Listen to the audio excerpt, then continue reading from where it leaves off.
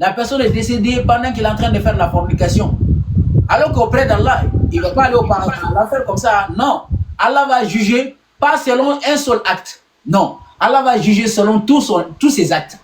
Par exemple, avant de venir là-bas, forniquer là, est-ce qu'il priait? S'il priait, est-ce qu'il jeûnait? Est-ce qu'il faisait de bonnes œuvres aussi également? Allah ne juge pas une personne selon seulement ce qu'il est décédé. C'est pour cela que moi j'ai dit à tous les musulmans, il est en train de vous mentir que si la mort t'arrive, si tu dis la ilaha illallah, tu vas aller au paradis. Non, Allah ne te juge pas selon une seule action. Allah va te juger selon toutes les actions que tu as fait dans le monde.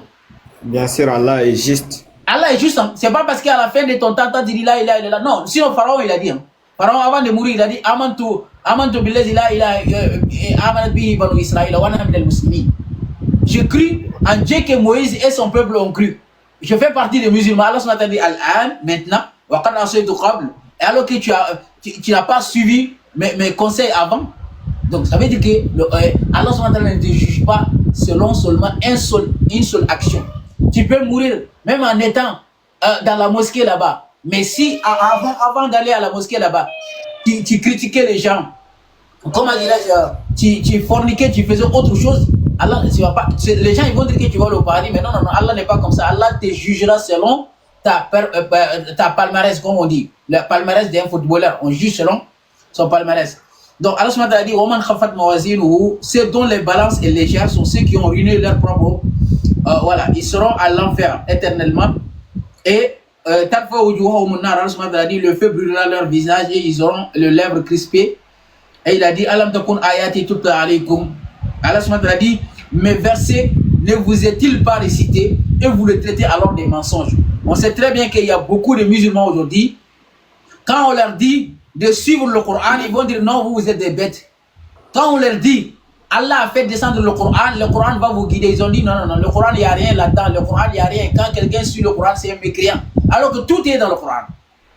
Wallahi, si le Coran n'arrive pas à te guider, billahi, personne ne pourra te guider. Parce que c'est la parole d'Allah.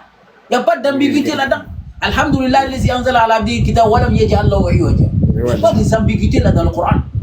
Mais un livre qui est rempli des ambiguïtés, les gens commencent à traiter le Coran comme un livre, comme un roman.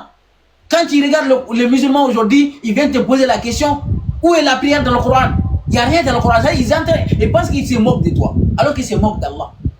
Allah a descendu son livre. Comment tu peux montrer que Allah est incapable de mentionner les 5 prières dans le Coran? Allah n'est pas incapable. Allah te dit dans le Coran que le prophète va t'enseigner la prière. Mais vous êtes en train de nous fatiguer. Non, non, c'est pas grave, on va continuer. Allah subhanahu wa ta'ala dit mes versets ne vous est-il pas récités et vous le traitez alors des mensonges? Mes versets. Allah n'a pas dit le hadith, hein. Il a dit mes versets, les versets coraniques. Oui. S'il avait dit mes hadiths, non, mes versets. Ce sont les versets coraniques qu'on vous récite. Après Allah subhanahu wa ta'ala dit, qu'est-ce qu'ils vont répondre? Ils disent quoi? Allah les a dit, est-ce que mes versets là, ils vous ont été récités, non? Ils disent quoi? Seigneur, notre malheur nous a vaincus et nous étions des gens égarés. On était des égarés. Malgré, hein, on a tout entendu dans le Coran. Tu as tout dit dans le Coran, mais nous, on était des gens, voilà, on s'en fichait et maintenant on était des gens égarés. Qu'est-ce qu'Allah va répondre? Rabbana akhrijna minha, il dit, on va l'enfer là-bas. Seigneur, fais-nous en sortir et si nous récidions, c'est-à-dire si nous retournons, nous revenons ici sur cette terre-là, alors on est des injustes. C'est-à-dire si on revient sur cette terre-là et qu'on fait la même chose, ça veut dire que nous sommes des injustes. Écoutez bien ce qu'Allah a dit. Allah a dit, Ikhsa'u, ferme-la. Soyez refoulés déjà, humiliés et ne me parle pas. Parce que tu sais, c'est pas parce qu'Allah n'est pas miséricorde, mais eux là-même là, Allah ne les a pas fait mal, mais eux qui sont fait mal à eux-mêmes.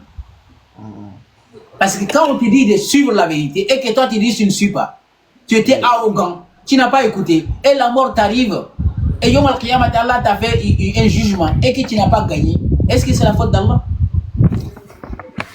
Alors qu'Allah, durant toute ta vie, Allah t'a ouvert la porte, jusqu'à ce que la mort t'arrive. Et que toi tu as s'amusé, tu t'es amusé, tu n'as pas fait du bien, hein, jusqu'à ce que la mort t'attrape et tu es parti. Tu ne vas pas aller accuser Allah. Allah subhanahu wa ta'ala dit hal jazaa'u al-ihsan illa al-ihsan. Faman ya'mal mithqala dharratin khayran yara wa man ya'mal mithqala dharratin sharran yara. Allah, wama kana rabbuka bizallamin lil abid. Allah n'est pas injuste.